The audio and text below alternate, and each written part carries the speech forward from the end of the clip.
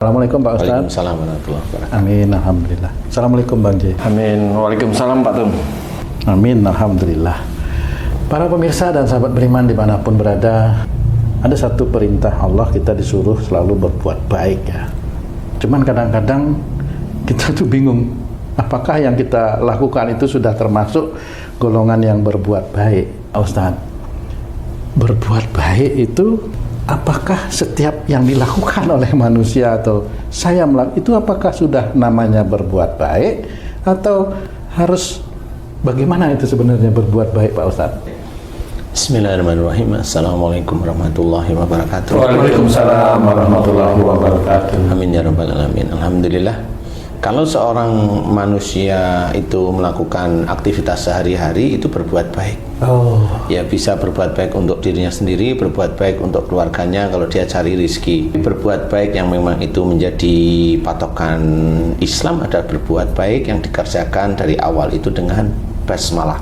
Awali dengan seperti itu sehingga kita insya Allah terjaga dari perbuatan-perbuatan keji dan mungkar. Jadi kalau kita udah bismillah, akhirnya kita kan nanti kalau ada sesuatu ujian, kita harus ingat, oh saya harus berbuat baik di hari ini, jadi tidak boleh saya marah, tidak boleh saya begini, kan seperti itu. Karena sudah mengatasnamakan Allah. Iya, betul Ji. Jadi sudah mengatasnamakan Allah, sehingga itu yang menjadi akhirnya kita terjaga, senantiasa terjaga dalam kehidupan sehari-hari.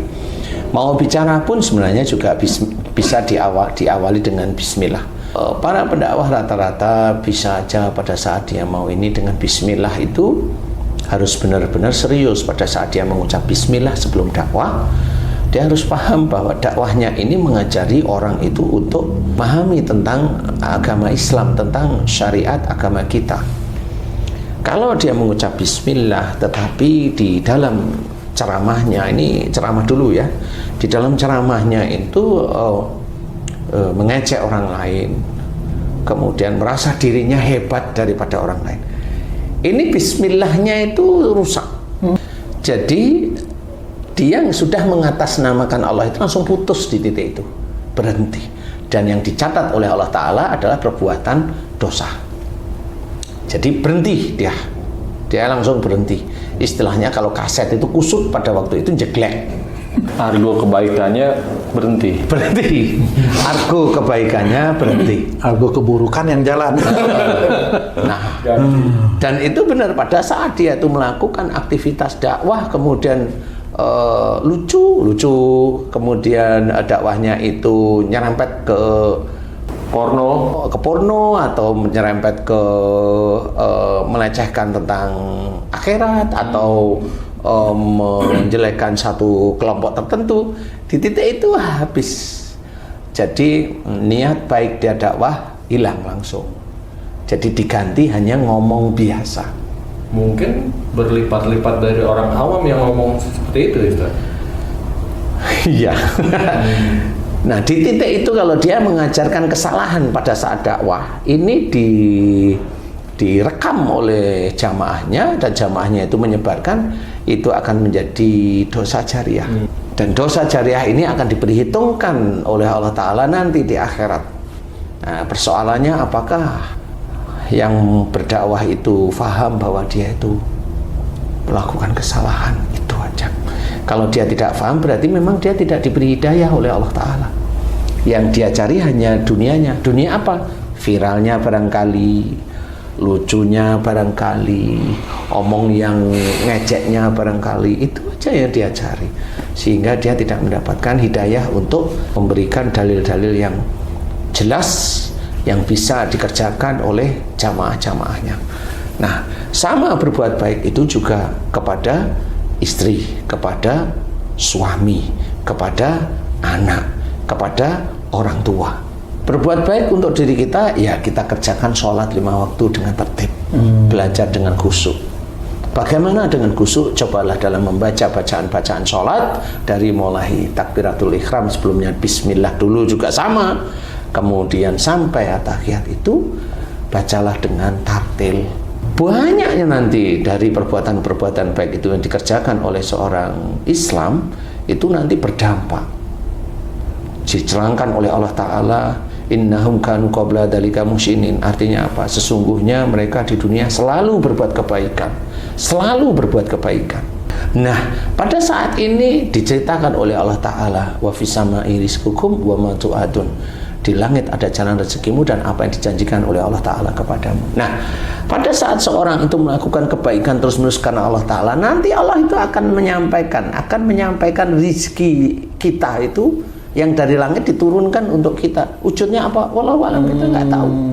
Kalau seorang yang belum punya jodoh dan dia keinginan di sini pengen punya jodoh, umpamanya kalau dia perempuan pengen punya jodoh laki-laki yang seiman, yang sekufu, yang soleh. Bagi yang laki-laki pengen punya keinginan jodohnya perempuannya soleha, sekufu, dan menjaga kehormatannya, harta dan kehormatannya. Itu bisa aja nanti walaupun dia hanya terbesit dalam hati, Allah sudah tahu nanti akan diberikan jalan kepada dia. Kalau dia ingin bekerja di tempat kerja yang halal, yang thayyib, dan mudah-mudahan insya Allah bisa menjadikan berkah, di dalam sini Allah tahu, tinggal kita kerjakan aja kebaikan, termasuk ikhtiar-ikhtiar. Kalau memang kuat kita ikhtiar itu ingin mendapatkan rezeki yang halal, thayyib, dan insya Allah berkah, kita tidak akan masuk di tempat yang malah banyak kedolimannya, banyak maksiatnya. Pasti dijaga oleh Allah Ta'ala di titik itu, karena itu akan menjadi rizki kita, baik nanti di dunia maupun nanti di akhirat. Itu akan diberikan apa yang kita wa ma tu'adun, itu apa yang dijanjikan oleh Allah Ta'ala, yaitu surga. Nah, disitulah Allah itu nanti akan menempatkan kita. Makanya Allah itu maha mengatur rezeki semua orang. Bukan orang mengatur Allah agar mengikuti keinginan dia dengan membaca ini loh, kan nggak bisa. Malah dia nanti yang maha mengatur nanti orang itu, kan gitu ya. Nggak bisa seperti itu. Makanya begitu jarang ada yang berhasil. Kalaupun berhasil, istijraj, insya Allah. Itu istijraj, insya Allah. Pak Ustadz, insya Allah. Contoh yang paling enteng berbuat baik kepada istri, seorang suami kepada istri, contohnya seperti apa kira-kira Pak? Berbuat baik itu ya kalau yang enteng-enteng, yang enteng-enteng gitu yang ya. biasa sehari-hari itu Pak. Maksudnya menyayangi istri maksudnya. Jadi paling Gimana tidak itu? Kan ya, harus bismillah dulu ya Pak Ustadz ya? Ya, jadi kan paling tidak coba kerjain salah satu firman Allah ini dalam surat Ali Imran ya. Fabi rahmati minallah lintalahum walau kunta fadon qalidal qalbi lang fadu min haulik fa'fu anhum wastaghfir lahum wasyawirhum fil amri. Ya, salah satu ini masih ada kalimat yang berikutnya, tapi ini aja dulu deh ya. Maka dengan rahmat Allah lemah lembutlah kamu kepada mereka. Dari ayat ini sudah jelas bahwa pada saat kita itu ketemu dengan siapapun, termasuk dengan istri, ya harus lemah lembut. Ketemu orang jahat lemah lembut juga. Ya, lemah lembut itu cara-cara Islami yang dikerjakan oleh Rasulullah. Jadi itu harus kita kerjakan. Kita harus lemah lembut. Walaupun ketemu sama orang jahat kan kita nggak tahu dia jahat apa enggak. Iya. Ya lemah lembut. Mau kita dijahatin, kalau memang kita rezekinya memang kita nggak sampai dijahatin, ya orang jahat itu baru mau jahatin tabrak mobil der, kan selesai. Itu bisa aja seperti itu. Walau-walam, ya bisa. Ini itu jadi nggak bisa kita. Oh kok nanti kalau kita lemah lembut sama orang jahat lah, kan kita nggak tahu dia jahat apa enggak. Biarkan Allah yang mengatur. Insya Allah seperti itu. Kita ditodong oleh orang pakai pisau, ya tiba-tiba dari belakang orang itu dicekek sama orang lain yang nodong. Nah kan gimana? Lah itu kan pertolongan dari Allah. Yang gimana? Nggak tahu. Yang begitu tuh kita nggak ngerti. Walaupun kita boleh mamanya belajar bela diri, silahkan. Lemah lembut ini disuruh oleh Allah Ta'ala. Jelas kalimatnya, mau dilihat dari titik mana itu kata kerja benar. Kita disuruh lemah lembut kepada mereka. Jika sikap kita keras, hati kita kasar kepada istri, kepada anak, kepada orang tua, kepada ayam, maka mereka akan menjauh dari sekitarmu. Ya istri itu nggak seneng menjauh, itu maksudnya nggak seneng hatinya. Si kamu keras, hatimu kasar, nggak mau mereka akan menjauh dari sekitarmu, kamu akan dijauhi. Kalau lembut banyak yang datang. Banyak lah. Oh, kadang-kadang lembut itu hanya di waktu dan tempat dan keadaan tertentu itu. Itu pas WA-an bareng-bareng di grup. Ayo, 2 jam mamanya. Nah, di situ dijelaskan oleh Allah Ta'ala, nggak boleh sikap kita itu keras, hati kita kasar, nggak boleh. Orang akan menjauh dari sekitar kita, termasuk istri kita, termasuk anak-anak kita, termasuk keluarga kita, nggak mau. Yang dekat itu kalau kita sikap kita gitu, itu siapa? Satu tok yang dekat. Setan itu loh. Bener dah. Setan, dan setannya banyak. Nggak mau lemah lembut, setan kasar omongan. Suzon kan sikap kasar, keras dan hati kasar itu kan banyak sekali setannya. Jadi setan itu nggak cuma satu, banyak fungsinya satu-satu. Di situ sebenarnya jelas. Makanya dikatakan lagi oleh Allah Ta'ala, fa'fu anhum, perintah lagi, maafkan mereka. Iya bener. Kita yang didolimi malah disuruh oleh Allah Ta'ala memaafkan. Tapi kalau kamu yang mendolimi istrimu, malah kamu bilang, saya maafkan istriku. Loh, kok jadi keliru sih kan gitu ya. Kan nggak bisa seperti itu. Kamu yang dolim kok kamu memaafkan, ini gimana maksudnya? Kok dibalik-balik ya. Aku itu kalau sudah marah selesai, hilang saya. Tanyain, yang membuat kamu marah siapa? Ya aku sendiri. Kan sama. Loh, maksudmu kamu itu ngomong untuk siapa sebenarnya? Maksudnya kalau dia itu ngomong bahwa dia itu pemaaf gitu, aku maafkan kamu dulu, yang marah itu kamu, kok kamu bilang pemaaf. Ustadz, banyak pemimpin tuh, salah satu pemimpin rumah tangga, kantor, pokoknya yang memimpin dan punya anak buah lah, itu dibekali sifat nggak boleh baik atau nggak boleh lemah lembut sama bawahan, harus tegas dan lain-lain agar wibawanya tidak turun. Bener nggak seperti itu? Salah itu pemimpin yang begitu itu salah. Kita mencontoh Rasulullah. Rasulullah itu walaupun dia itu seorang nabi, dia dengan orang-orang bawah, orang-orang rakyat masyarakat biasa, beliau itu lemah lembut. Apanya yang mau dibanggakan? Tidak bisa.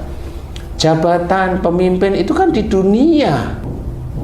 Kalau dia mau mengejar akhirat, ya kita contoh Rasulullah yang selalu lemah lembut kepada siapapun. Sama orang kelihatan, umpamanya nih, saya nih diizinkan oleh Allah Ta'ala dikenal oleh sebagian masyarakat yang memang senang dengan saya umpamanya. Ada ketemu di jalan, saya lihat, Ustadz, Assalamualaikum, Waalaikumsalam. Ustadz boleh foto? Saya lihat wajahnya, orang ini pemalu. Kan gitu kelihatan wajahnya. Ayo, yuk foto. Saya rangkul dia. Kenapa saya rangkul? Biar dia ngerti bahwa saya itu bukan seperti orang-orang yang lain yang jaim kalau diajak foto dan sebagainya. Enggak, saya rangkul, senyum. Dan dia nanti akan terkenal. Loh, kok saya dirangkul ya?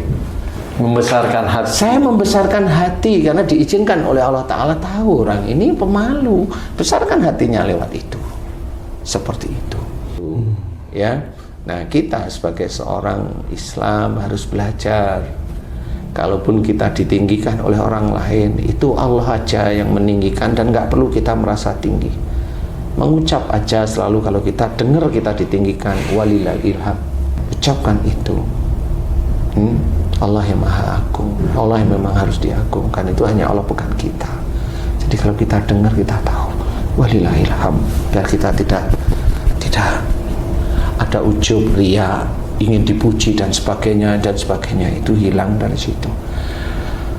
Kita harus belajar dari orang-orang yang baik, senantiasa baik terus menerus, karena dengan berbuat baik itu insya Allah itu nanti kalau memang seorang itu beriman dan dia bertakwa dan dia berbuat baik, dia akan dimasukkan dalam surga oleh Allah Ta'ala, itu jelas. Orang beriman dan berbuat baik, ada dalam Quran, dia akan dimasukkan dalam surga, jelas. Orang bertakwa insya Allah dimuliakan oleh Allah. Kalau orang itu dimuliakan, insya Allah pasti dimasukkan dalam surga, kan begitu maksudnya.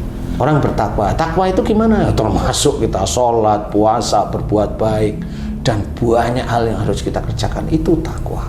Agar nanti pada saat kita di akhirat itu Allah yang memberikan rahmat sehingga kita itu betul-betul sampai di surga. Nah, caranya gimana agar Allah itu memberikan rahmat, agar kita itu dicap oleh Allah Ta'ala itu bertakwa?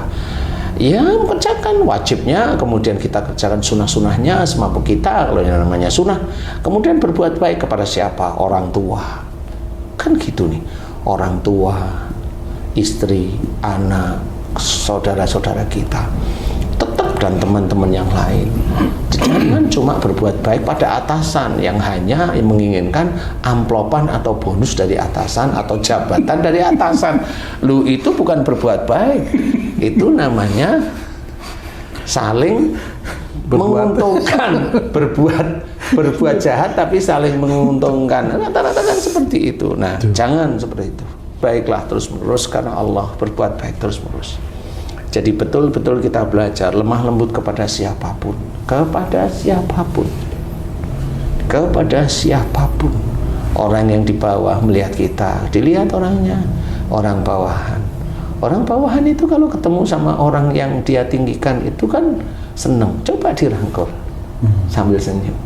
Mereka akan berpikir bahwa dia akan menilai kita sendiri. Nilainya bagaimana? Wallahu a'lam. Seperti itu. Dan itu harus kita jaga dalam berbuat baik hanya satu, lillahi ta'ala. Sedikit mau tanya, tadi jika kita mendengar seseorang memuji kita, kita mengucap walillahilham. Nah, kalau kita melihat seseorang itu baik, apa yang kita harus ucapkan kepada mereka, Pak Ustadz? Memuji mereka atau bagaimana itu? Tidak perlu memuji mereka. Kata-kata yang harus kita ucapkan seperti apa, Pak Ustadz? Ya, bersyukur aja pada Allah Ta'ala di sini terucap. Gitu. Jadi tidak perlu disampaikan kepada mereka, itu tidak perlu ya. Sampaikannya gimana? Misalnya gini, wah kamu pinter, udah lulus, dapat kerja. Kan ini salah satu ucapan yang bisa memuji dia, kan gitu Pak Ustadz ya? Enggak boleh. Itu nggak boleh Pak Ustadz? Nggak boleh. Selama dia memang mau takwa nggak boleh. Karena pada saat kamu pinter, kamu ini, ya, itu ada unsur kita itu mengajak dia itu belajar ujub, belajar riya. Malah menjerumus. Atau memberikan suatu ujian buat dia ya? Boleh, tetapi kan kita kalau yang sudah tahu kan nggak perlu. Iya. Jadi sebenarnya gimana itu? Ujian ya? Kan malah lebih baik doa, mudah-mudahan ilmumu manfaat. Oh iya. Selesai. Iya. Kalau manfaat kan nggak perlu kita puji yang aneh-aneh. Ilmumu manfaat itu maksudnya itu manfaatnya ada di jalan Allah sebenarnya. Bukan manfaat untuk hal-hal yang lain, kan bukan itu maksud kita. Dan itu akan menjadikan seseorang itu akan paham. Kalau dia tanya, oh maksudnya gimana nih Wak? Gitu. ACC kan Wak namanya. Gimana nih Wak? Paling tua. Ya kalau saya bilang kamu itu pinter, kamu itu udah kerja, kamu itu nanti ujub, riak, sombong muncul, tekan seperti itu. Makanya saya doain agar ilmumu manfaat, pekerjaanmu manfaat. Itu gimana maksudnya? Ya manfaat untuk diri kamu agar imanmu meningkat kepada Allah Ta'ala. Malah ngaji tuh jadinya. Karena apa? Dia kan tanya, akhirnya kita ngaji akhirnya. Nah itulah yang namanya syiar. Kasih tahu yang benar. Jadi padahal kita hanya memberikan gambar. Iya gambaran seperti itu. Mudah-mudahan ilmumu bermanfaat. Kan seperti itu ya. Ustaz tadi ngajarkan berbuat baik kepada siapapun. Mungkin sesuatu yang mudah kalau kita berbuat baik kepada orang yang telah berbuat baik pada kita. Mudahlah istilahnya, oh ya kita balas gitu kan. Nah, ini yang sulit adalah orang yang jahat sama kita, meminta pertolongan kita harus berbuat baik gimana ya? Dia udah istilahnya udah menyakiti kita, keluarga kita dan lain-lain lah, hancur lebur gitu kan. Pernah nggak tahu aja gimana. Nah itu maksudnya gimana caranya Ustaz ya agar kita bisa berbuat baik kepada dia gitu. Oke, sekarang pertanyaan saya nih. Orangnya itu minta pertolongan nggak sama Haji? Minta pertolongan, ya. Dan dia minta pertolongannya benar. Iya. Nah, berarti yang menurut Haji C itu dia sudah menghancurkan Haji C, bisa aja itu malah suuzon loh. Orangnya nggak merasa menghancurkan. Oh gitu. Ngerti maksudnya? Iya, ngerti. Dibalik aja dulu gitu loh. Dibalik aja dulu. Kali saya yang sensitif. Gitu. Tapi kalau memang itu benar nih, omongannya benar, ini benar, Di titik itulah kita diuji oleh Allah Ta'ala. Lah orang yang dulu itu beginiin saya, kok malah minta pertolongan? Ya tolong. Karena dengan pertolongan itulah malah Haji C itu mulia di hadapan Allah Ta'ala. Dengan orang yang dolim kepada Haji C sudah mencoba mengamalkan fa'fu anhum, maafkan mereka. Yang sebenarnya bisa membalas. Yang sebenarnya bisa membalas, tapi tidak membalas, malah dibalas dengan menolong, dengan kebaikan. Ini mulia namanya. Mulia. Makanya kenapa saya selalu bertanya, bagaimana caranya dia itu meminta pertolongan? Nah, saya harus ngerti. Nah, di titik itulah harus tolonglah dia karena Allah. Jangan menolong karena mau menginjak. Tidak boleh juga. Tolonglah karena Allah. Bismillah. Oh, berarti selain niat baik, perbuatan baik, Sangka baik tadi tuh Pak Ustadz ngajarin. Iya, prasangka baik harus seperti itu. Bisa jadi salah prasangka gitu Pak Ustadz awalnya. Bisa aja salah prasangka karena merasa mamanya merasa dia disakiti istrinya. salah prasangka terus. Padahal belum tentu perasaan itu benar. Bisa aja sebenarnya perasaan ya benar juga kan gitu ya. Gimana tuh Pak? Saya bolak-balik aja. Jadi bingung ini. Berarti ya. Intinya tetap harus berpikiran baik. Kayak umpamanya begini, saya kasih contoh umpamanya ini. Umpama nih, saya punya istri nih. Saya menikah dengan istri saya dengan berbagai macam kekurangan nih. Kan? Kemudian saya ngasih tahu nasihat. Kalau salah, tahu ya senyum. Namanya juga dia belajar, kasih nasihat lagi, kasih nasihat terus. Akhirnya dia suatu periode itu dia nurut terus, baik, nurut terus. Suatu ketika ada diskusi, istri saya tiba-tiba itu nyela. Sebentar Mas, saya mau urun rembuk. Karena di titik itu umpamanya saya diizinkan lebih tahu daripada istri saya.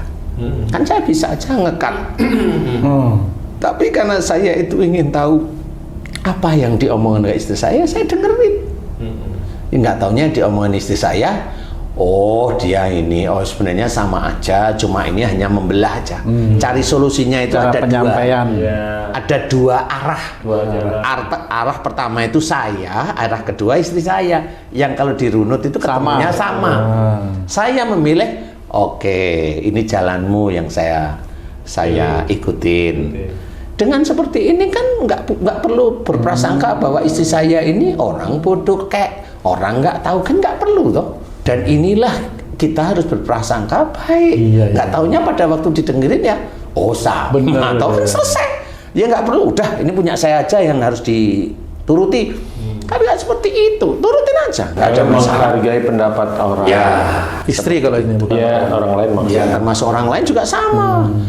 Karena Allah itu maha detail. Jadi kalau kita itu belajar terus-menerus pelajaran itu dan kita lakukan walaupun itu sekecil apapun dan kita lakukan terus-menerus setiap saatnya, itulah pahala, itu amaliyah.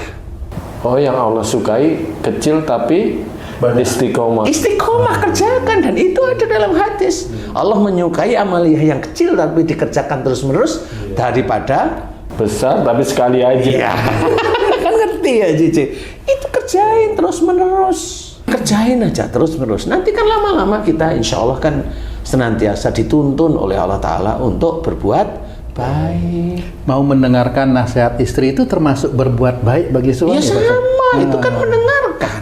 Memberikan kesempatan istri untuk mencari solusi itu termasuk berbuat baik. Iya, walaupun solusinya itu ngotot, biarin aja dia ngotot. Nggak ngotot ya.